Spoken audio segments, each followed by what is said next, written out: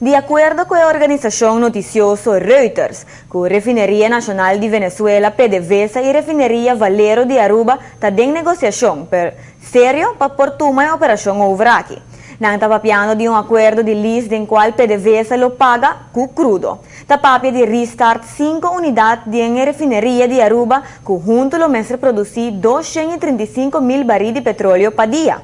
É notícia que arriba a rede internacional está dando de reconhecer que a refineria será em setembro de 2012 por motivo de gasto em alto de manutenção e operação.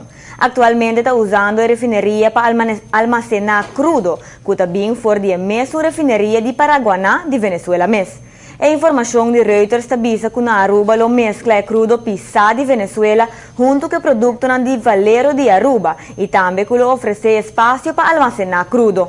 De outra banda, PDVSA lo mestre paga back com petróleo. Tanto o governo de Aruba como a refineria Valero não aduna nenhum comentário ainda riba a publicação aqui, que a sali Aue Jaluna riba rede noticioso de Reuters.